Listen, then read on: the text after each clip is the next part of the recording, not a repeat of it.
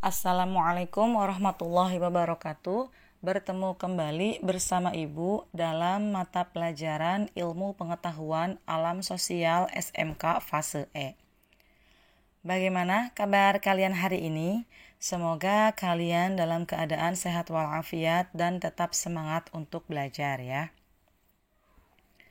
Pada kesempatan kali ini, Ibu akan membahas materi pada elemen yang kedua tentang zat dan perubahannya pada sub klasifikasi materi dan pemisahan campuran. Tujuan pembelajaran yang akan dicapai pada pertemuan ini yang pertama menjelaskan pengertian zat atau materi, yang kedua mengklasifikasikan zat berdasarkan wujud dan komposisinya, yang ketiga menjelaskan pengertian unsur, senyawa, dan campuran, yang keempat, membedakan campuran homogen dan heterogen. Dan yang terakhir, membedakan pemisahan campuran dengan cara filtrasi, destilasi, kristalisasi, sublimasi, dan kromatografi. Tahukah kamu, materi IPAS terkait dengan campuran dan zat tunggal ini sangat erat kaitannya dengan perubahan fisika dan kimia.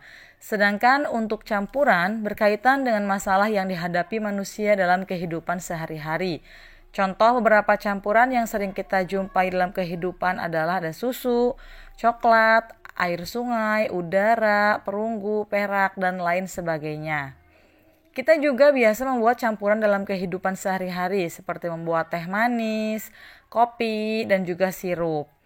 Lalu, bagaimana cara memisahkan campuran tersebut? Apa saja ciri dari unsur dan senyawa?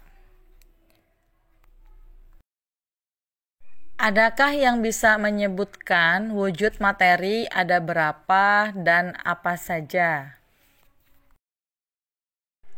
Materi adalah objek atau bahan yang dapat menempati ruang dan memiliki massa. Materi juga sering disebut sebagai suatu zat yang ada di sekitar alam. Klasifikasi materi terbagi menjadi dua. Yang pertama berdasarkan wujud materi.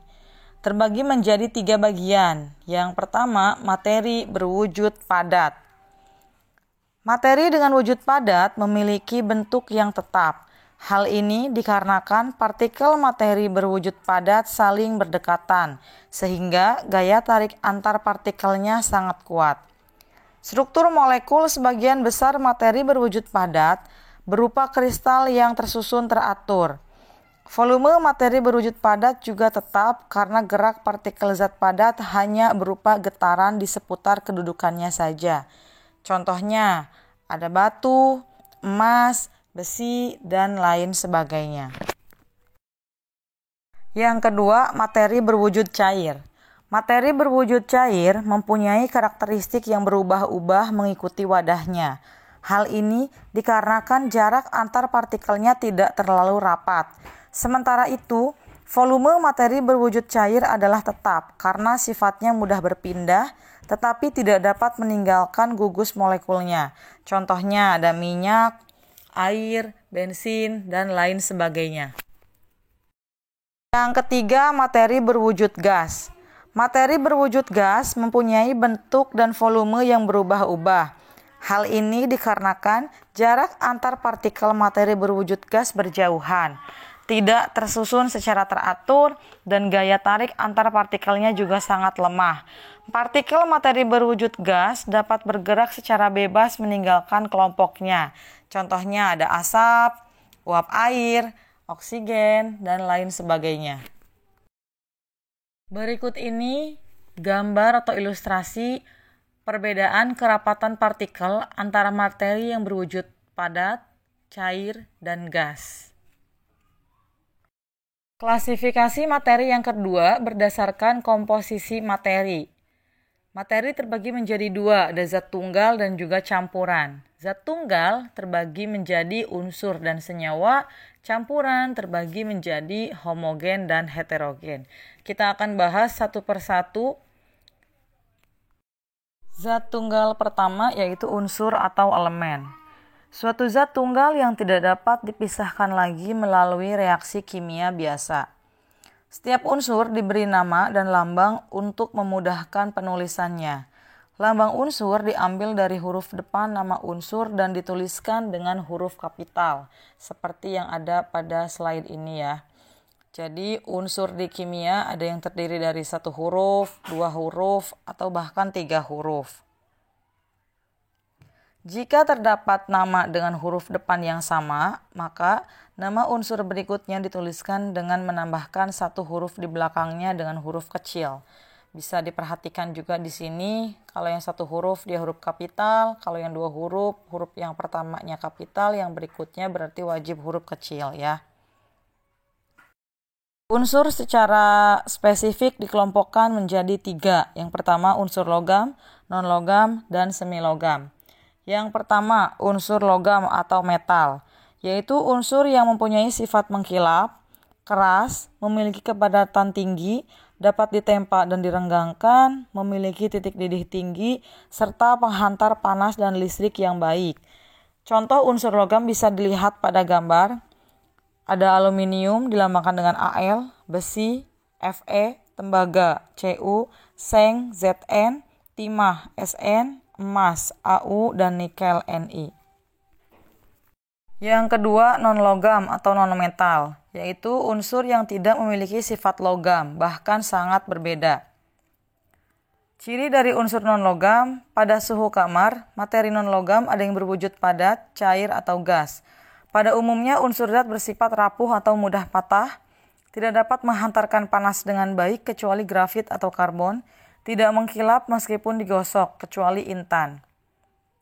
Material non-logam ini yang pertama yang berwujud gas, contohnya di sana ada nitrogen, oksigen, klorin, fluorin, helium, dan juga neon. Material non-logam yang berwujud padat, salah satunya ada karbon, belerang, fosfor, dan iodin. Dan material non-logam yang berwujud cair, ada bromin.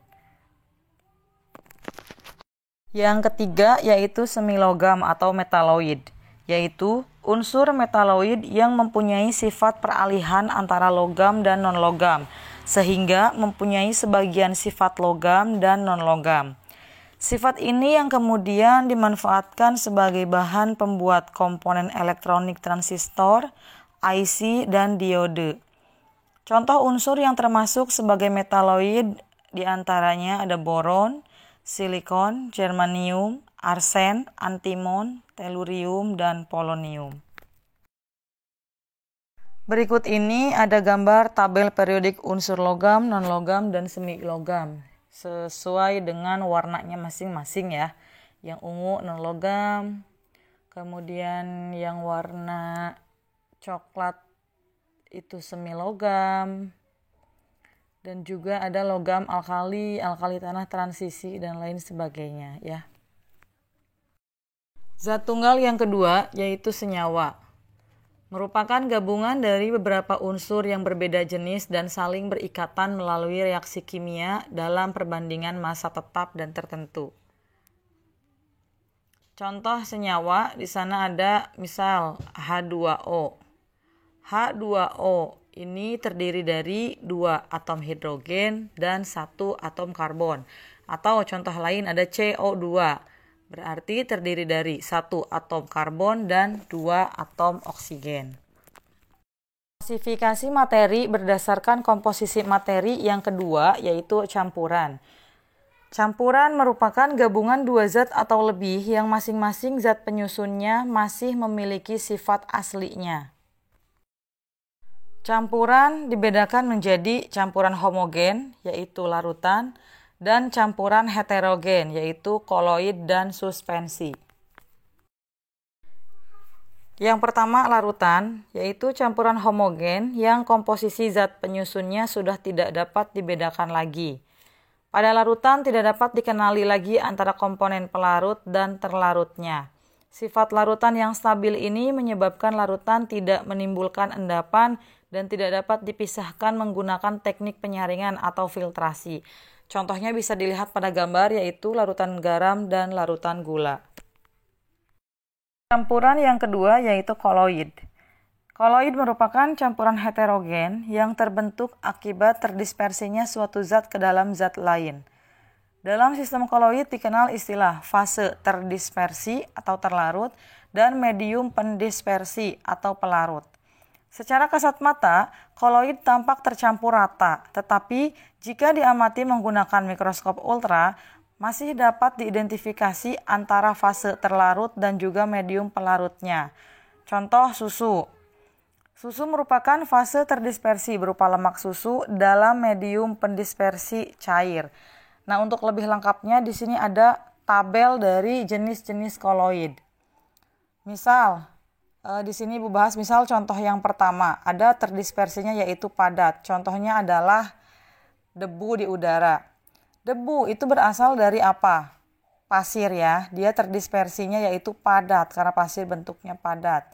Debu yang terbawa oleh angin. Angin itu fase pendispersinya berupa gas. Nah, contohnya debu di udara. Nah, ini disebut dengan aerosol. Nah, di sini ada contoh jenis-jenis koloid yang lainnya ya. Yang ketiga yaitu suspensi. Campuran yang masih dapat diidentifikasi antar zat penyusunnya karena tidak tercampur secara sempurna. Sifat suspensi yang tidak stabil menyebabkan terbentuknya endapan atau sedimen dan dapat dipisahkan dengan teknik penyaringan atau filtrasi. Contoh, campuran tepung dalam air atau air sungai yang keruh atau juga campuran pasir dengan air. Ya, bisa dilihat juga pada gambar untuk contoh suspensi. Sub yang berikutnya yaitu pemisahan campuran. Senyawa kimia yang kita temui di sekitar seringkali ditemukan dalam keadaan tidak murni dan tercampur dengan senyawa yang lain. Untuk mendapatkan senyawa yang diinginkan, perlu dilakukan proses pemisahan. Nah, di sini terdapat beberapa metode dalam pemisahan campuran. Pemisahan campuran yang pertama yaitu filtrasi. Merupakan proses pemisahan campuran dengan cara memisahkan material padat dari cairannya dengan melewatkan campuran pada saringan. Pemanfaatan filtrasi hampir dapat kita jumpai dalam kehidupan sehari-hari. Di antaranya yaitu pembuatan minuman teh. Baik teh celup maupun teh tubruk itu menggunakan metode filtrasi. Teh celup menggunakan filter berupa kantong kasa, sedangkan teh tubruk umumnya disaring menggunakan saringan teh. Contoh yang berikutnya yaitu pemakaian masker. Yang ketiga contohnya yaitu filter otomotif. Kendaraan bermotor dan mobil banyak menggunakan filter dalam komponennya. Salah satunya yang pertama filter bahan bakar. Berfungsi menyaring bahan bakar dari tangki yang akan masuk ke karburator ataupun ke injektor. Yang berikutnya filter oli. Berfungsi menyaring oli dari drip pan ke mesin. Yang ketiga filter udara yang berfungsi menyaring udara yang akan digunakan dalam pembakaran di ruang bakar. Yang kedua kristalisasi, yaitu proses pemisahan campuran dengan cara mengendapkan larutan sampai terbentuk benda padat berupa kristal-kristal. Proses pemisahan jenis ini terjadi pada proses pembuatan garam. Pemanfaatan kristalisasi dalam kehidupan digunakan pada berbagai kepentingan. Salah satunya yang pertama pembuatan garam. Merupakan proses pemisahan kristal NaCl pada air laut dengan cara menguapkan air tersebut menggunakan bantuan sinar matahari. Yang kedua pembuatan gula. Dilakukan dengan mengkristalkan zat gula pada tetes sari tebu yang diuapkan hingga terbentuk kristal-kristal gula. Yang ketiga, pembuatan es batu. Merupakan pengkristalan air hingga menghasilkan kristal-kristal es yang dapat dimanfaatkan untuk berbagai kepentingan, baik bidang industri maupun kuliner. Metode yang ketiga yaitu sublimasi.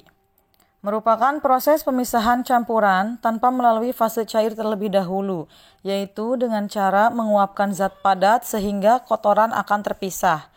Metode ini menggunakan prinsip menyublim, yaitu perubahan wujud padat ke gas, sehingga zat yang tidak dapat menyublim akan tertinggal di dalam tabung. Pemanfaatan sublimasi dalam kehidupan yang pertama yaitu kabut dry ice. Ketika kita melihat aksi panggung menggunakan efek kabut putih, artinya saat itu kita sedang menyaksikan peristiwa sublimasi dari es kering yang menguap menjadi kabut. Contoh yang kedua yaitu pewangi kamper. Di dalam toilet umumnya terdapat kamper atau kapur barus yang digunakan sebagai pewangi sekaligus untuk menghalau serangga, seperti kecoa. Kamper yang menguap dan meninggalkan sisa-sisa pewarna merupakan contoh pemisahan kamper dari zat pewarna dan pewanginya. Metode yang ketiga, destilasi atau disebut juga dengan penyulingan, merupakan proses pemisahan campuran berdasarkan titik didihnya, yaitu kecepatan atau kemudahan bahan untuk menguap. Pemanfaatan destilasi pada kehidupan, diantaranya yang pertama, proses ekstrak minyak esensial, yang kedua, proses pemisahan fraksi minyak bumi, yang ketiga, produksi aquades.